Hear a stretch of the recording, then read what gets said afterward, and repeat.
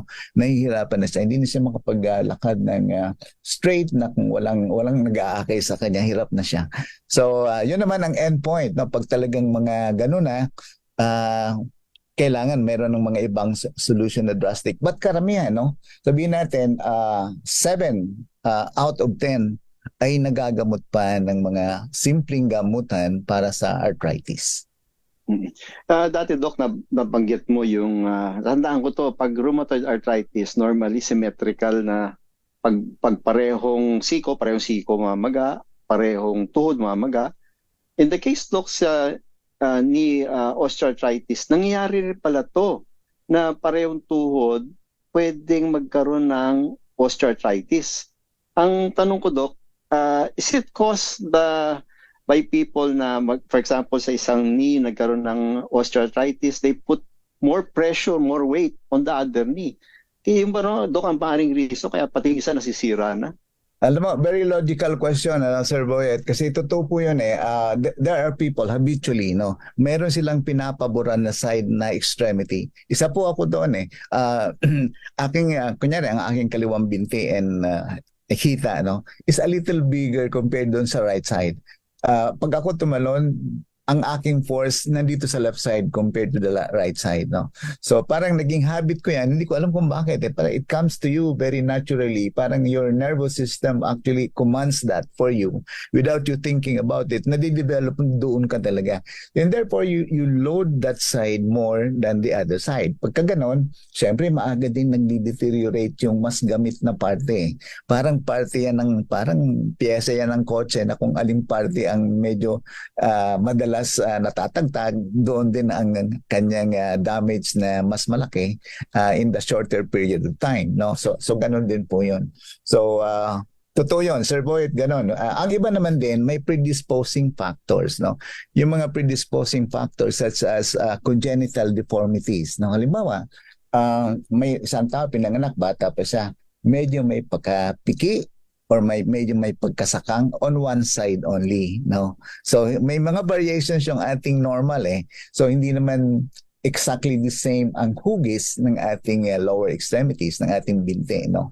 So pagka ganon, kung saan yung abnormal na distribution ng weight pag ikaw ay tumatayo at nagkakarga ng weight ng ating katawan, maaring ma-damage yung joint na mas maaga. And therefore, you develop arthritis on that side. At on that topic of rheumatoid arthritis, exactly, tama kayo, Sir Boyet, ang rheumatoid arthritis naman nagmamanifest most of the time bilateral, symmetrical, no?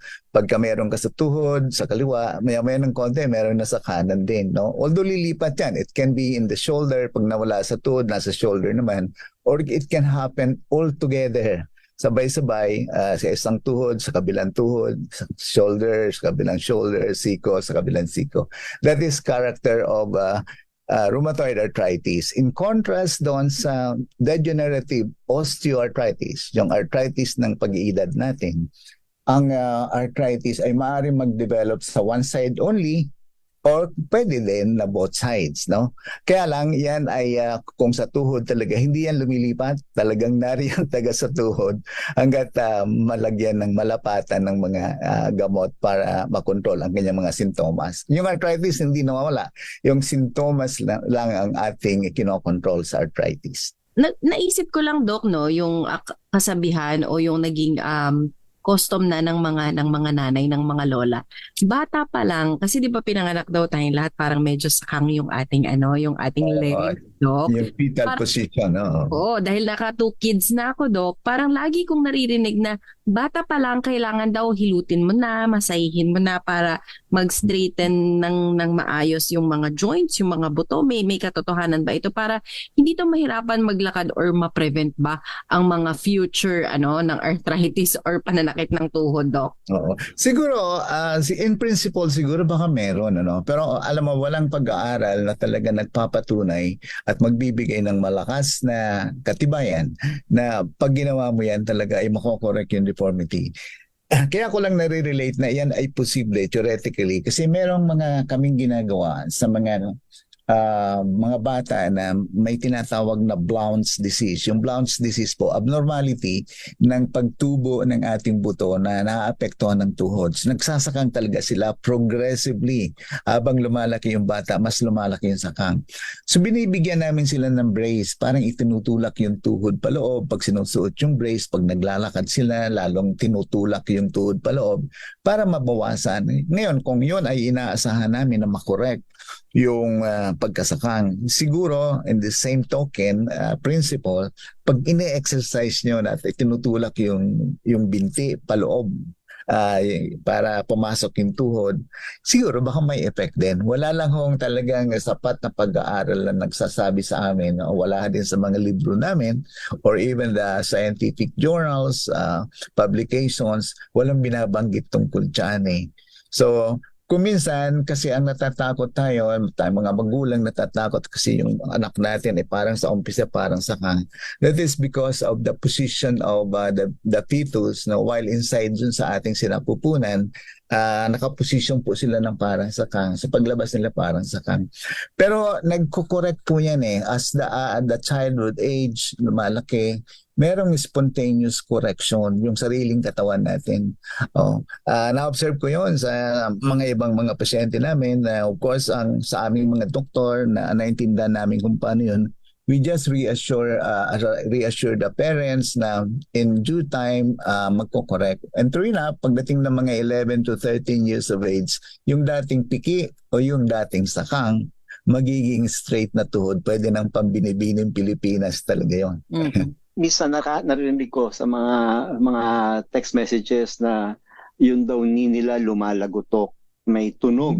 Yung iba namang wala. So ibig sabihin ba nun, Doc, pag may tunog, gas-gas na talaga yung cartilage o walang-wala na? Tama Sir Boyet. No, varying degrees of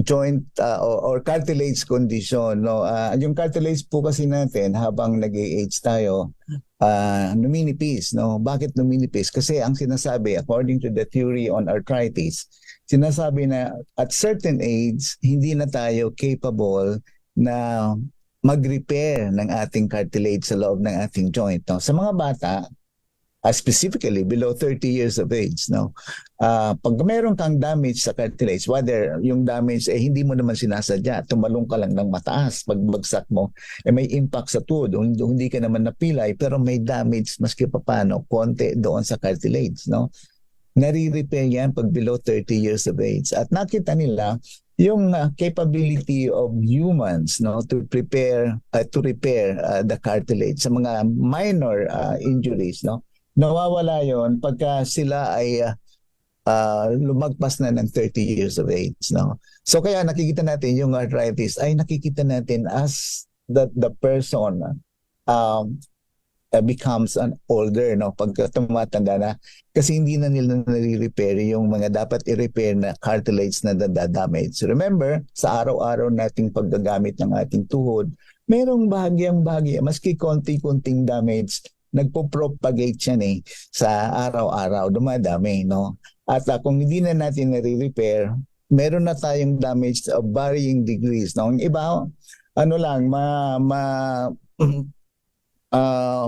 meron lang parang nagkaroon ng bako-bako na hindi pantay yung cartilage, no?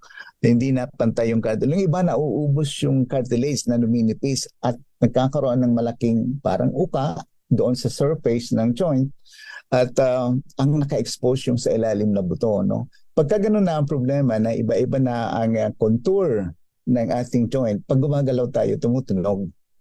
Sometimes ang iba nga walang sakit pero tumutunog lang. Ang ibig sabihin, nagbago yung topography, no? Kumbaga, pantay-pantay dapat na gutted or cartilage. Ngayon, meron na siyang abnormal surface na medyo hindi na pantay. Yun po ang nagkukos ng pakiramdam na parang tumutunog. Irregularity of the surface.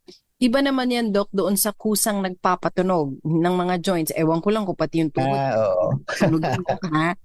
Oo. Iba naman yun. Yung nagpapatunog ng joint is actually parang negative pressure daw yun. When you change the volume of the joint, because ginagalaw natin yung nagbabago yung volume, nagki-create ka ng vacuum yung vacuum na nakikreate na yan, sometimes it will cause parang nagpa-pop yung ating sa loob ng joint kaya tumutunog, no? So yan ang ano niya. Pero ang iba kino-consider, some experts would consider that as a minor injury to the joint, no? So that if you keep doing that, palagi mong pinatutunog ang mga daliri mo, halimbawa, eventually baka maunahan ka ng arthritis na dapat hindi pa lalabas, dumadating sila. Yung pagiging overweight pa, Doc, risk factor ba to sa pagkakaroon nitong knee osteoarthritis? Also yung mga sports-related injuries? Opo, actually yung being overweight is one of the strongest, no, in fact number one na recommendation, no, to avoid, no, being overweight, kasi yan ang nakikita nila na very consistent na may correlated sa pagdevelop ng osteoarthritis, no. Ang akala ko nung araw, because of the sheer weight lang ng tao, no, kaya mas maraming bigat na kinakarga ng kasukasuan. Siyempre, theoretically and of course practically, it will redound to easy damage to the cartilage, to the joint, and therefore nauuwi sa arthritis. Hindi rin pala, Sir Boy at Ma'am Cheska, meron pang tinatawag na factor ng fat cells. Yung fat cells, kung tawagin adipocytes, they are capable of producing the inflammatory substances, no? Inflammatory substances na mag-produce ng symptoms of arthritis that can also damage the cartilage, no? Yung itong mga cytokines produced by adipocytes. Kaya at the start, no, yung ating preparation, Sir Boyet, you will realize that na it will play a controlling the production of the cytokines coming from the adipocytes, galing sa mga taba, no, ng ating katawan. So dalawang factor, not only the weight but the amount of cells producing the cytokines na i-incite po ng damage sa cartilage sa production of mga inflammatory substances that will create the symptoms. Sige, yung ating mga listeners, baka sa discussion pa lang natin, nananakit na hutuhod ninyo. Sa ating pagbabalik, itutuloy po natin yung discussion. Yung pananakit ba na yan, joints nga ba talaga? Or baka meron lang, sabi nila, naipit na ugat, naipit na litid, or parang muscle ba sumasakit? Hindi naman joints. Alamin po natin yan sa ating pagbabalik. At anong pwedeng gawin kung noong una isa lang natuhod, naging dalawa na, Doc, anong intervention na pwede po nilang ma-avail, pwede nilang isik sa mga medical doctors, katulad po ni Dr. Noel Carrillo. Sir Boyet, meron tayong hotline number na pwede silang doon din mag-text. Opo, 0917-32-33-216, 0917-32-33-216. Dagdag ko rin dun, Cheska, tanong natin kay Doc mamaya, yung pang simple sprain or strain pwedeng magdulot nitong knee pain. Sige. Tutuloy po natin ang talakayan. Katuwang po natin ang arthrid at anong benefit niyan sa mga sumasakit ang tuhod, ano man ang dahilan.